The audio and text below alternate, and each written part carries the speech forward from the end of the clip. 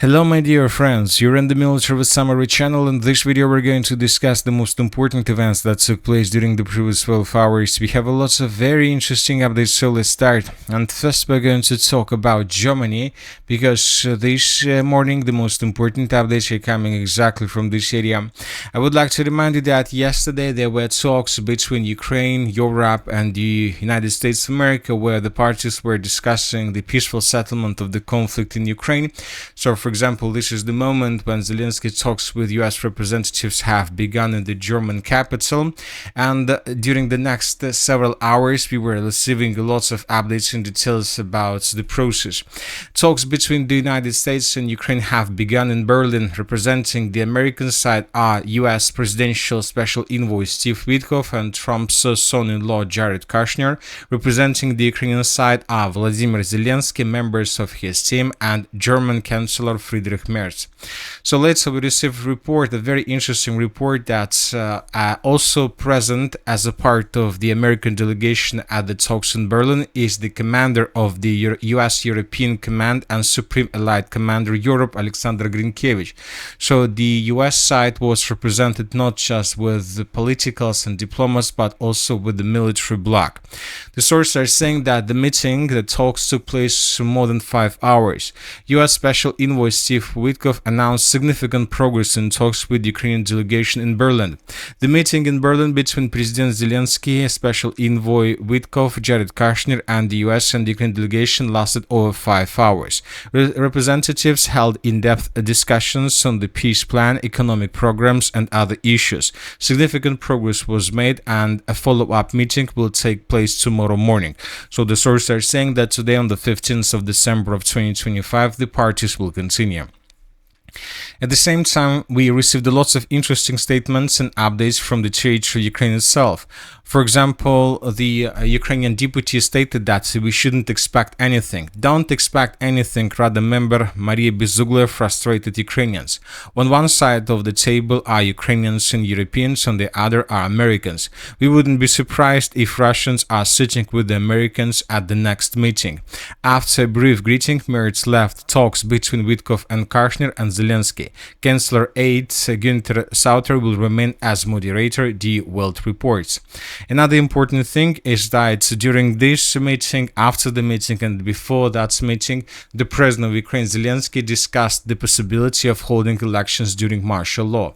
Last week, a meeting was held at Bankova Street on the possibility of holding elections under martial law. Following the meeting, instructions were given to draft the bill. However, local journalists emphasize that there are no real plans to hold elections. The initiative is purely political in nature. According to sources, the idea is an attempt to respond to Donald Trump's claims that there hasn't been a vote in Ukraine for a long time. Among the innovations being discussed, multi-day voting and holding elections within a compressed time frame, up to 60 days, similar to early presidential elections. So once again, however, the initiative does not signify real preparation for the elections, but merely demonstrates preparedness for a scenario to counter Western talks and Western statements from the President of the United States of America. So the talks are very interesting. We are waiting for more details. We are waiting for the reaction from the Russian side, and we are waiting for the next step, because obviously after talks in Berlin finish, the US delegation most likely will travel to the Russian Federation once again to provide the Russians additional details and additional updates to the peace plan and the peace proposal. Now let's return back to Ukraine and let's discuss the situation on the ground. During the previous 12 hours, we received lots of very interesting updates. The most important is that Ukraine continued attacking the territory of the Russian Federation with drones. During the previous night, we received lots of important updates. For example, just during the evening between the 8th and 11th p.m. of Moscow time, Russians brought down up to 71 drones of the armed forces of Ukraine. Furthermore, the sources reported that Ukraine attacked the city of Belgorod. The Ukraine armed forces launched a missile strike on Belgorod. The sources are saying that Ukrainians most likely used HIMARS multiple launch rocket system. This is a very important piece of news. The sources are saying that Ukraine attacked the Belgorod power plant, and after this attack there was a blackout through the territory of the city. Let's discuss now the situation in the Zaporozhye direction. During the previous 12 hours, the most important updates came to us from the western Zaporozhye direction, where the Russians continued their offensive operation. Several mappers stated that Russians improved their position significantly, that the Russians are about to finish the battle for the settlement by the name of Primorsk. The Russians answered its northern part. Furthermore, the Russians improved their positions in the area of the settlement of Stepnogorsk. A few more trenches and dense and networks of fortifications were captured by Russians, and another source confirmed Russian control over this dense network of the fortifications between the settlements of Volkanovsk and Stepnogorsk. So, but as you can see, we haven't added anything, we haven't added any change to map. We are waiting for additional proofs. As for the eastern Zaporozhye direction, during the previous 12 hours, we haven't received anything special. But I would like to remind you that according to the yesterday's updates, the Russians managed to cross the river of Gaichul and to establish a foothold on the Ukrainian side of the river.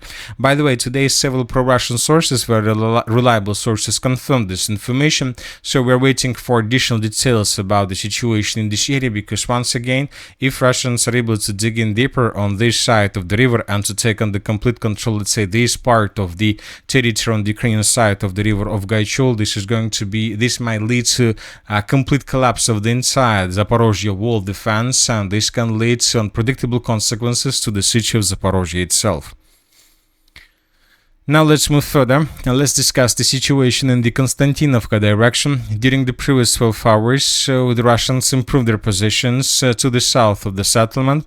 So the Russians managed to take under complete control several trenches and strongholds to the south of the settlement of Stepanovka. The same thing took place to the south of the settlement of Berestok. So this is something new. The Russians launched a new offensive operation in this area, and the Russians are tasked to capture as many as possible settlements to the southwest and to the south of the city of Konstantinovka, and of course to maintain the line along this red line between the villages of Rusin Yar, Stepanovka, Berestok, and the southeast and the southern part of the city of Konstantinovka itself. The Siversk, or it's better to say the Slaviansk direction. During the previous 12 hours, small changes on the ground were recorded. According to pro-Russian sources and according to neutral mappers, the Russians, as a result of offensive operation, managed to improve their positions to the west of the settlement of Vasyukovka in the area of Bandarna and Khromenka.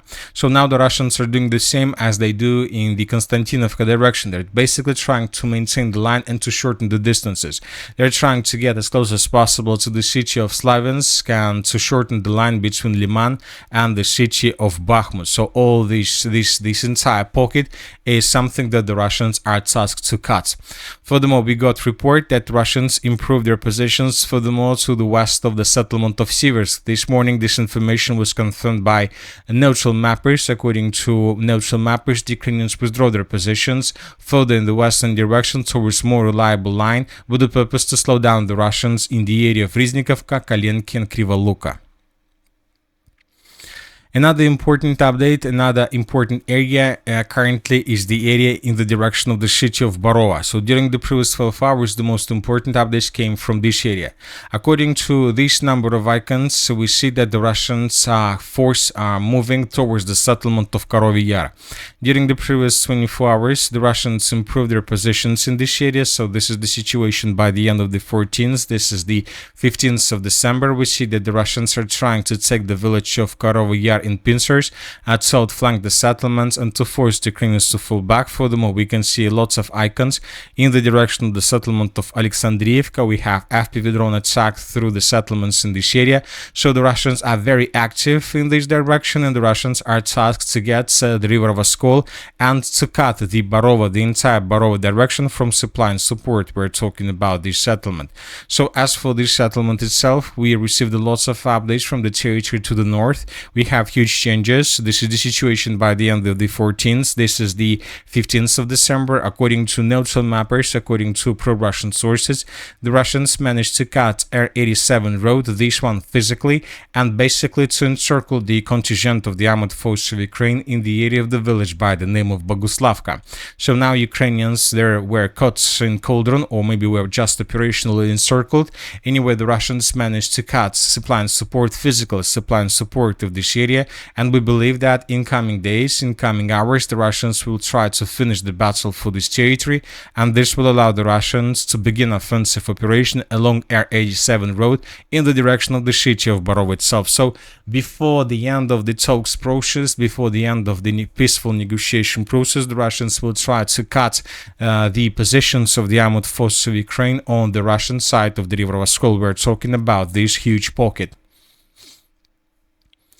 As for the Kupiansk direction, during the previous 12 hours, the Ukrainians continued their counter-offensive operation.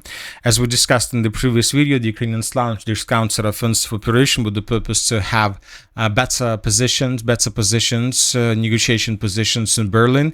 Today, Ukrainians published this video. Here we can see how a Ukrainian drone was flying above the western part of the city of Kupiansk, trying to find positions of the armored forces of the Russian Federation. The Ukrainians are saying that these are just several micro districts where the Russians positions left.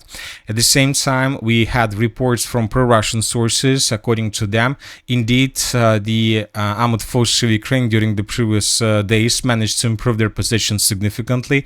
And telling the truth, from this configuration of the line of combat contact, it seems that the Russians would be forced to fall back from this area very, very soon.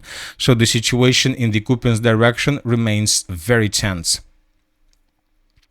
The Russians also during the previous 12 hours improved their positions in the area of the settlement of Ovchansky Hutory. Basically, according to neutral mappers, the battle for this territory have begun. And that's it for the short video. Military Summary channel reminds that we condemn any violence in the world. Thank you for watching, subscribe to my channel, put your likes, join my Patreon, and have a good day. Bye bye.